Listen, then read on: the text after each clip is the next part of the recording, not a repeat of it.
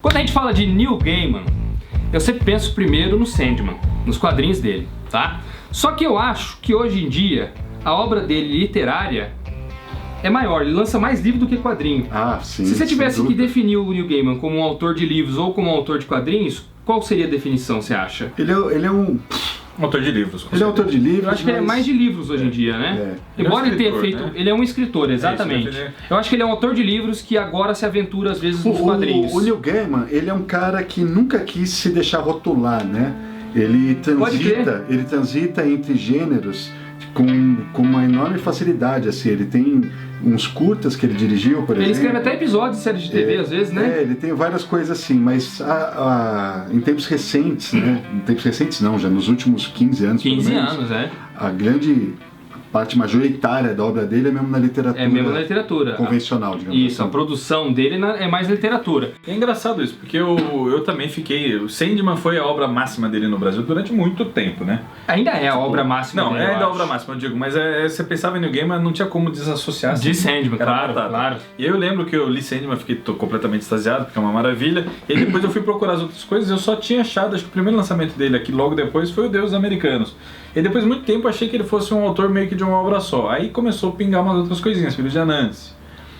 Stardust, Coraline, uma coisinha aqui, outra colar. Aí você fala, caramba, e hoje em dia, tipo, não passou tanto tempo desde que eu conheci Sandman, ele tem uma obra gigante. Ele já lançou mais de 20 livros, Danielzinho, mais de 20 livros. Muito prolífico, e felizmente quase todos vieram pro Brasil já.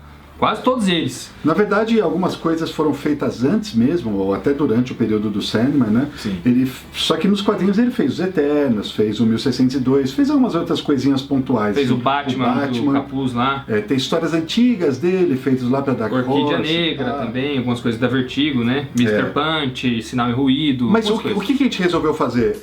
A galera pede muito pra gente falar sobre livro. A gente recebeu a informação de que os livros do Neil Gaiman, os recentes aí, os lançados pela Intrínseca, que hoje tem uma parte da obra dele, iam estar em promoção e tal. Eu falei assim, vamos fazer um recorte dos livros dele, até para aproveitar o lançamento mais recente. Vocês aproveitem para comprar barato, porque nessa semana que o vídeo está indo no ar, os livros estão em promoção. Todos eles. Inclusive eles vão estar na Amazon, né?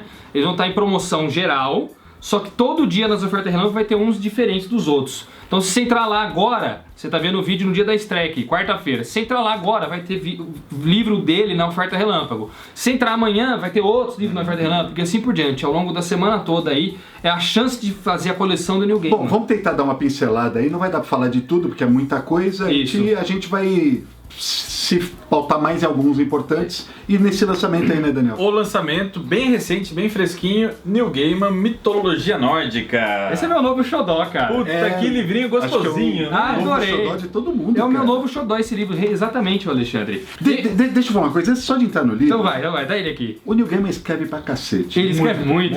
Ele começa a te conquistar já da primeira página, assim. Você começa a fazer a leitura, é tão agradável, quando você percebe, foram 30, 35 páginas. Muito bacana. Acho que o grande mérito desse é de ser um autor muito legal. Eu acho que o moderno, ele é o autor mais legal que tem. Ele é legal pra muito cacete. legal. Você vê isso em entrevista dele, você percebe isso lendo cada página do Neil Gaiman. Você adora, é muito fácil gostar. Assim. E ele é autêntico, né? Você não sente falsidade nele quando ele tá fazendo um prólogo e que ele quer conquistar o leitor. Você não sente isso. Parece que realmente sai da boca dele do coração, assim. Ele não tá querendo posar de intelectual e tal. Não sei e tem uma coisa no Neil Gaiman que eu acho super legal, que ele usa umas palavras e ele pensa em umas coisas que eu, por exemplo, jamais pensaria. Eu tava lendo no Deus dos Americanos, porque todos esses livros ele sempre tem uma abertura. Esse aqui, por exemplo, ele abre falando tanto que ele gosta de mitologia nórdica e tal, então ele tem um papo com você. No do Deus dos Americanos, ele começa a falar como que veio a primeira ideia para ele fazer o Deus dos Americanos. E aí ele fala assim, eu tinha algumas ideias soltas na cabeça. 2 caras em um avião, um carro no gelo e a importância dos truques mágicos com moeda. Aí eu tipo, mano, quem pensa nisso, cara? Truques mágicos com moeda? Aí ele fala que na época ele tava curtindo fazer essas coisas e tal, e aí tipo veio a ideia pro livro. E ele vai escrevendo de uma maneira tão interessante assim, que você fica com vontade até de se tornar escritor, cara. O Deus dos Americanos, por exemplo, ele escreveu enquanto viajava pelos Estados Unidos, né? É uma road trip, aliás, Sim, o Deus dos Americanos. E ele vai Vocês viram que o Bruno mudou o foco total. A gente queria falar da mitologia nórdica, ele emendou, foi. Tudo bem, a gente tá habituado. Continue, Você começou a falar favor. da escrita dele, é por isso que eu tô falando, da escrita dele.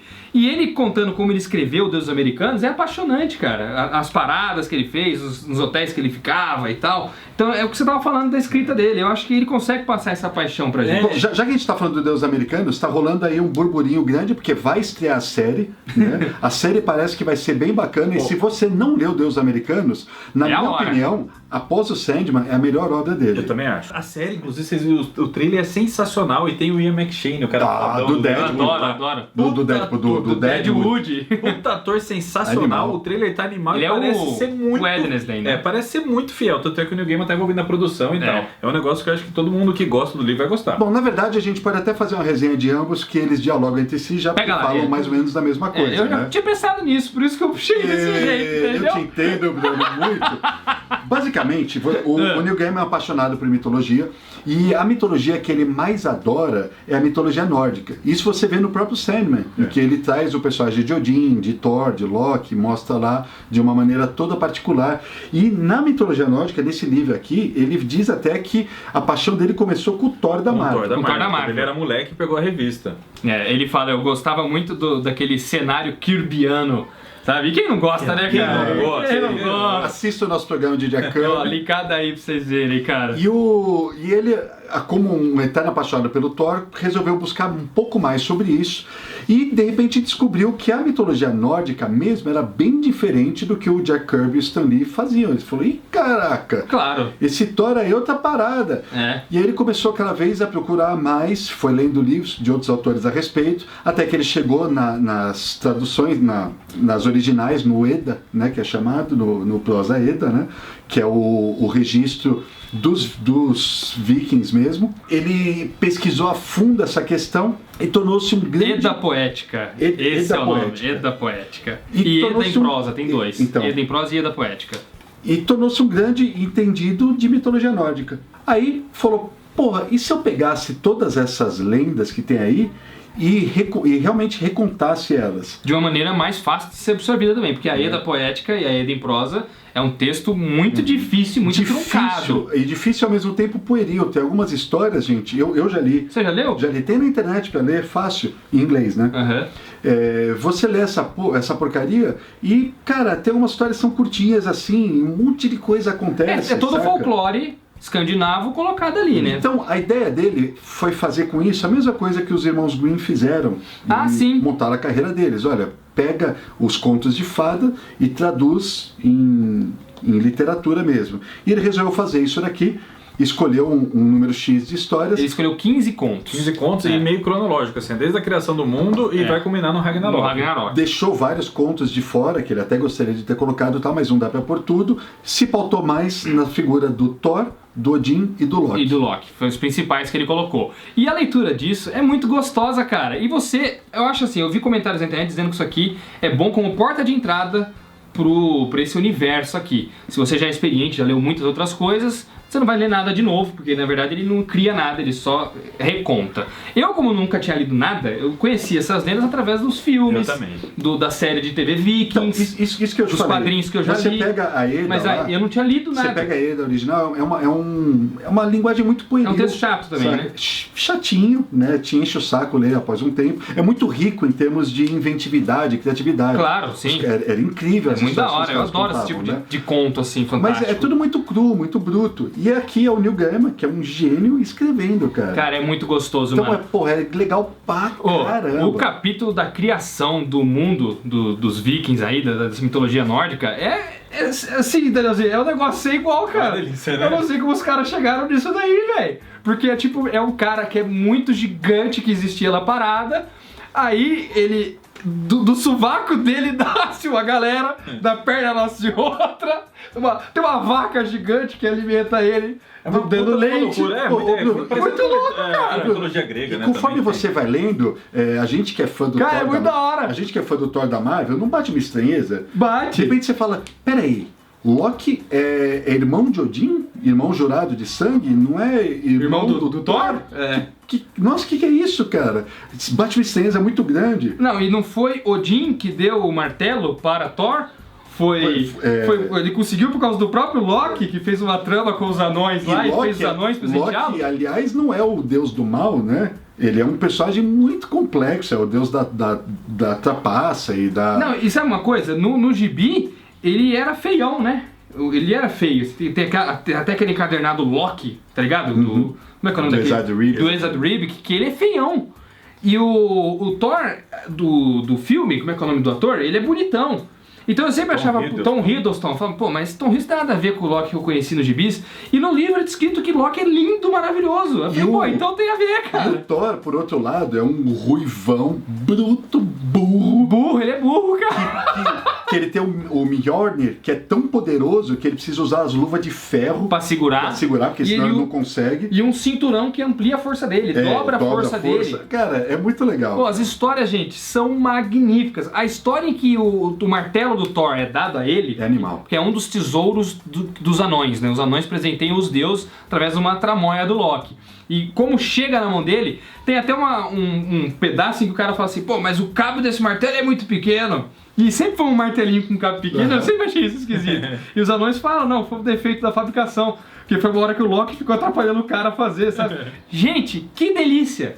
Muito legal. Bom, deu pra ver de ler, cara. É bem bacana. Eu achei uma encadernação bonitinha, capa dura. Não, e soft touch aqui, a impressão. Isso que eu ia falar, cara, isso é muito legal. É gostoso, muito né? Diferente, cara. É muito gostoso essa impressão. Coisa Tá um livrinho pequenininho assim, capa dura, super gostoso de ler. Ah, você falou do Thor dos quadrinhos, eu fico fazendo paralelo toda hora. Toda hora. Aí quando não começa a apresentar o mundo, fala que antes existiu nada, e no norte existia um lugar super gelado feito de névoas, e no sul um lugar super quente, com lavas, etc., no qual ficava Surti. Acho que é Surti o nome, que ia aparecer só no Ragnarok. É o Surto! É o Surto do Thor, puta! Legal. Muito legal, cara. E ele aparece depois que termina no Ragnarok. E eu falei que dá pra fazer uma resenha dupla com os deuses americanos. Por quê? Porque um dos protagonistas do Deuses Americanos tem o personagem principal, que é o Shadow, né? E um dos protagonistas é quem, Daniel? É o Wednesday. Isso, eu nunca consigo falar Wednesday. Por quê? Eu tenho dificuldade de falar Wednesday. Wednesday, fala Wednesday. assim. Wednesday. Wednesday é quem? É Odin. Nem é spoiler isso, porque isso aí é rapidão desenvolvido na trama, já tem até escrito em algumas resenhas de capa e tal.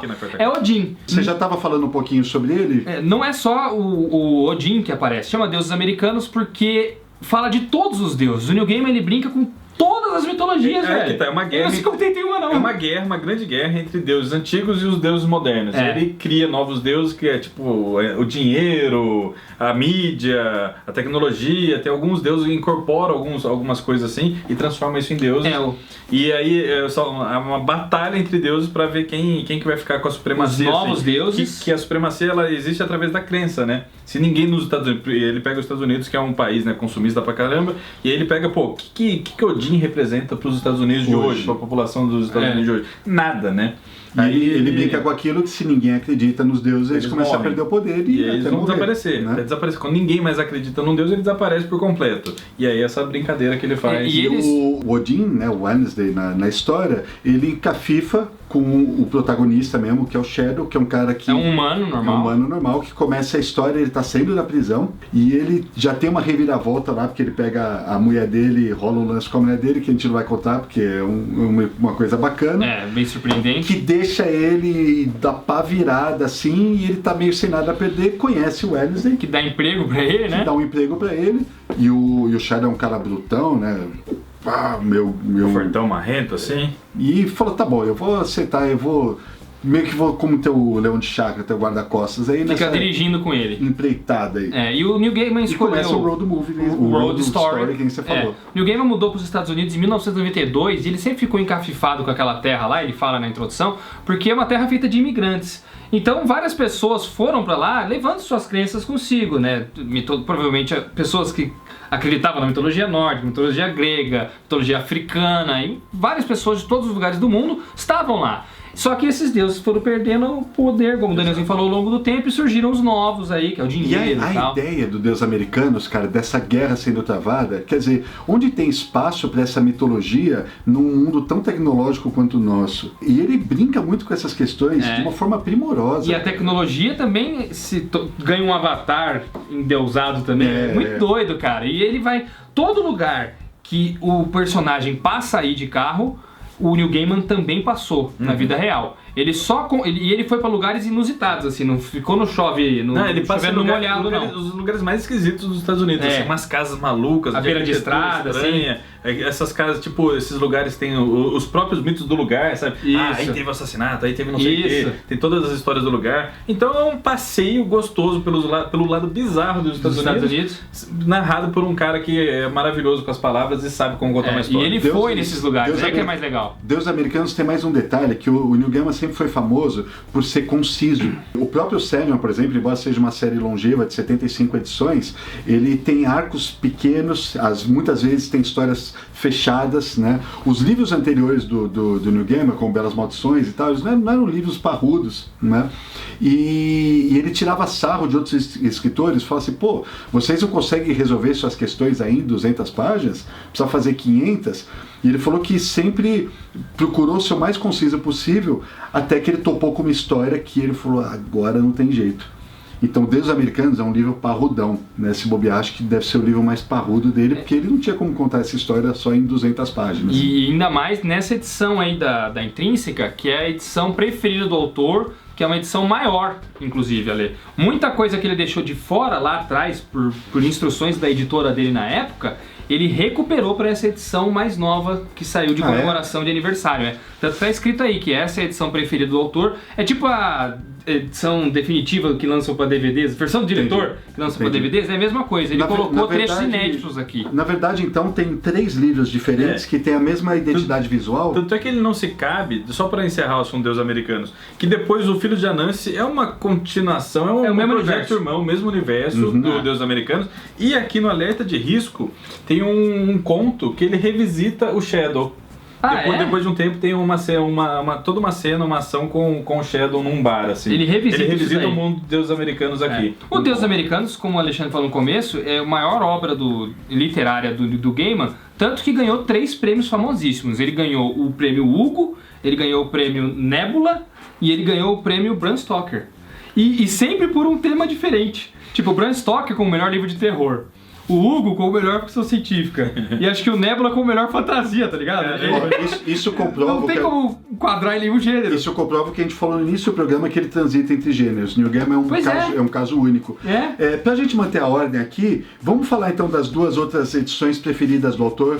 Então, esses dois, na verdade, a Trinca, a gente já comentou muito bem no programa que a gente fez, acho que ano passado, ou é recente aí, um programa só de livros da Intrínseca que a gente fez, que tá linkado aí. É verdade. Além desses aqui do Neil Gaiman, a gente falou de outros autores também. Isso. Você falou do Filho de Anansi, só pra concluir, o Filho de Anansi tem uma pegada um pouco diferente, que ele é o livro mais engraçado do Neil Gaiman até hoje. Ele, pra mim, só perde... o Belas Maldições é engraçado que ele faz com o Terry Pratchett de eu racho a cada parte. Porque tem o Terry Pratchett. É sensacional de engraçado. Mas esse é um dos mais engraçados. O Belas Maldições, acho que o humor vem mais do Terry Pratchett, na verdade. Acho que sim, eu acho que vem bem mais do que do Neil Gaiman. O Neil Gaiman, ele tem aquele humor britânico sutil pra caramba, que aqui tá afiado.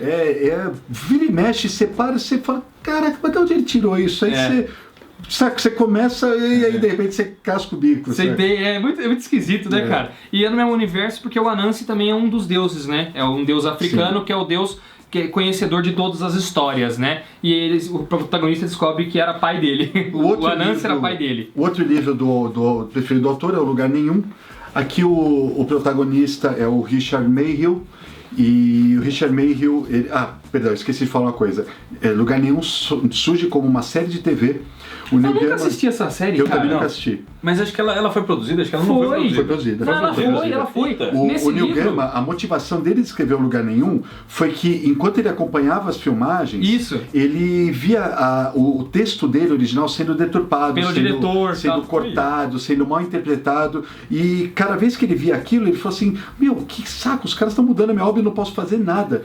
Então, ele tomou a decisão no início das filmagens de que ele ia escrever o livro. De que ele ia lançar depois a história como livro. E ele falava isso na filmagem. E ele falava isso na frente de todo mundo. Você quer cortar? Corta essa porcaria então, eu vou lançar o meu livro. Eu coloco no livro. Dane-se. Aí teve uma hora que o cara falou, a próxima vez, ele chegou e falou assim, eu vou cortar tal cena aqui. E se você disser que vai colocar no livro, eu te soco a cara. Aí ele falou assim, daí pra frente eu parei de dizer, mas eu só pensava. Porra, Mas tá o- na introdução desse Tá aí, na né? introdução, Caramba, né? que legal. O Richard Mayhew, ele é um cara bacanudo aqui que tem uma vida cotidiana em Londres, se passa em Londres, né? Eu visitei Londres recentemente, o Daniel vai pra lá logo mais. Vai pra lá, né? Oi! Não, ainda não. Ah, não, por ainda enquanto não. Ah. Mas Londres é um lugar muito peculiar. Tô esperando o convite do New Gamer, ele não me responde mais. E o Neil Gaiman, ele pega e transforma Londres num lugar mais peculiar ainda, porque você imagina Londres, você vê todo aquele caminho da London Eye, você vê o caminho do rio, do Thames e tal, e o metrô famoso. Você imagina Londres da forma como o turista vê, né? Uma coisa meio...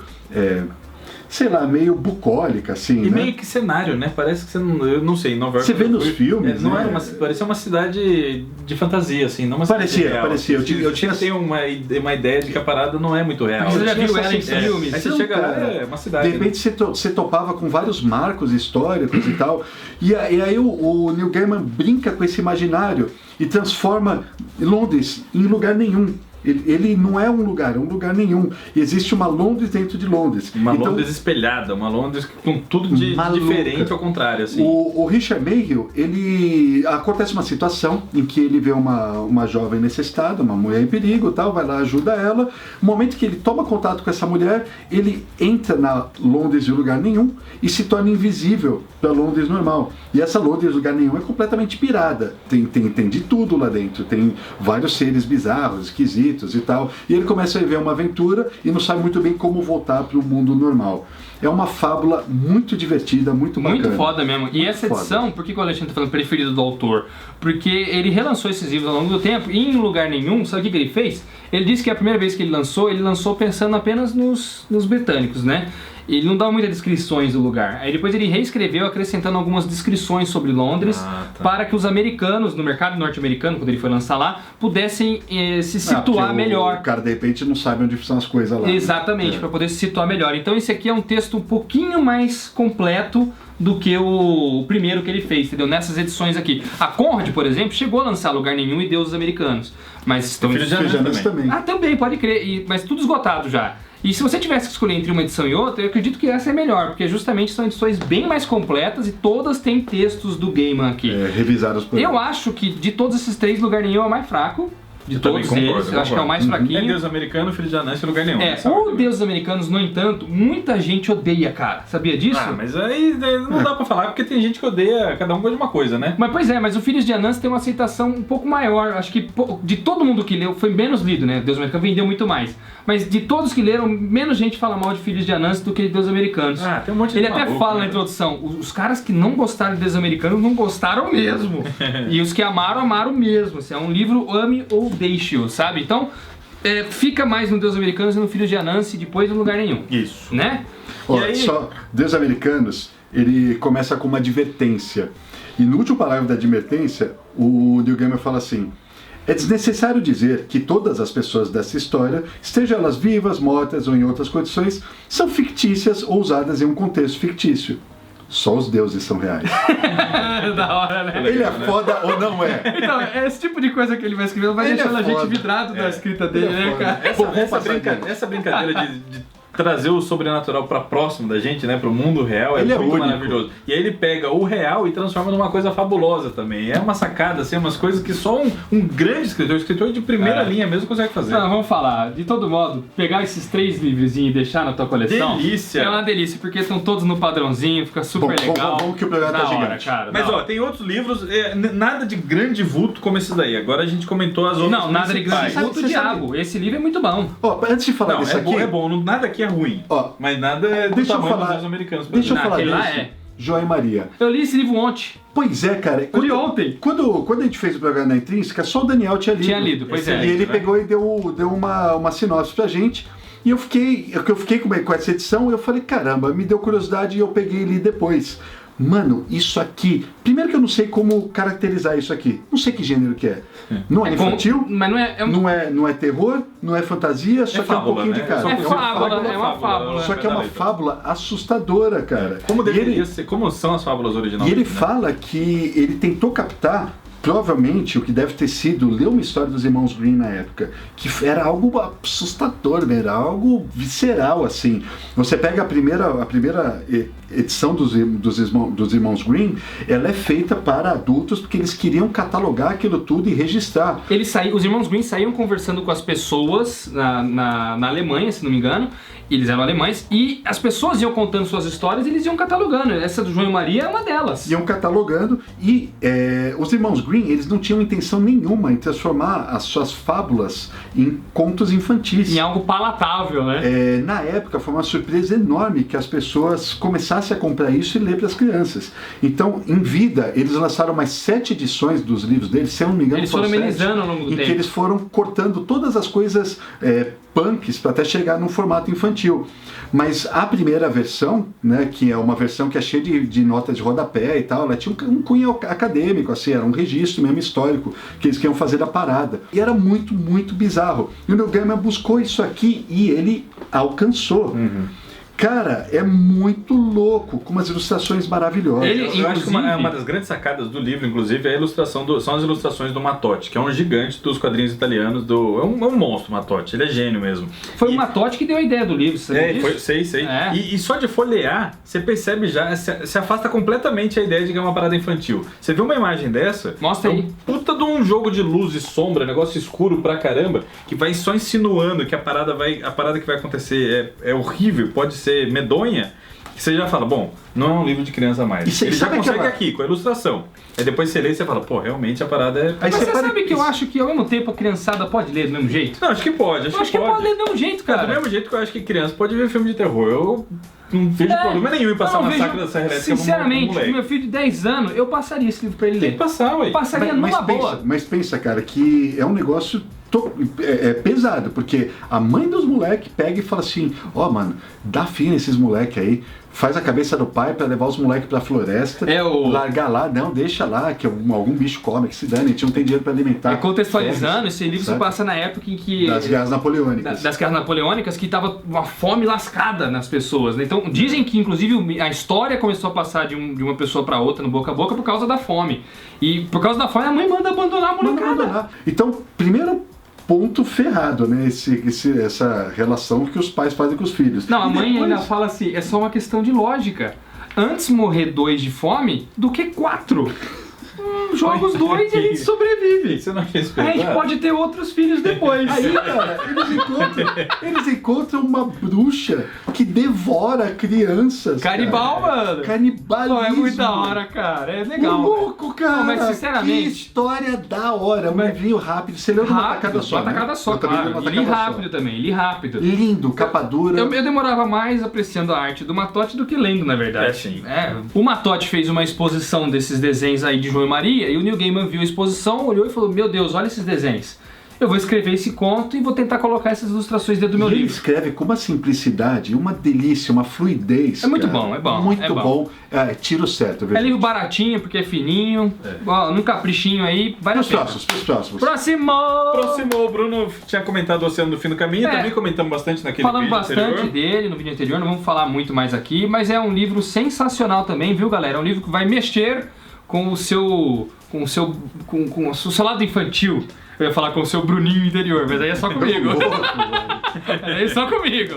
Aí você com tem o seu Bruninho interior? Comenta aí no canal. Eu ia falar isso, eu falava, mexer com o seu Bruninho. Mas o Bruninho sou eu. Mexeu com o Bruninho interior, tu vai mexer com o Paulinho, com a Celinha, vai mexer com você aí, com o seu lado infantil. Que é bem legal, cara. E eu acho que é tão bom quanto aqueles outros 3 que nós falamos lá no começo. Melhor que Lugar Nenhum, com certeza é. Mesmo pé de Deuses Americanos, eu acho. Pra mim. Não. Eu tô falando pra mim. É pro Bruninho. Respeite o Bruninho interior. Não é, Ale? Você não gostou desse livro? Você nem leu. Não li. Então o que você tá falando? Ai, que mentiroso, velho. Leia, você vai concordar comigo depois. Beleza. Ele tá afiado nesse. O meu Bruninho interior não achou tão maravilhoso assim. Dá pra colocar dessa maneira. Que mais? Alerta de risco, já falou do Shadow? Esse alerta de risco é bem legal Mas também. eu não conheço, cara. Então, são várias histórias compiladas do New Game aqui. Tem, por exemplo, tem uma história dele do Sherlock Holmes que ele fez, que é legal pra caramba a história dele do Sherlock. Tem um episódio que ele fez pro Doctor Who. Eu adoro o Doctor Who, o episódio dele é muito bom. Depois ele fez outros episódios aí. Episódio de TV? O texto do episódio? É o texto do episódio. Olha. Tem várias contos, assim. Aí tem conto de ficção científica, tem conto de terror, conto de fada.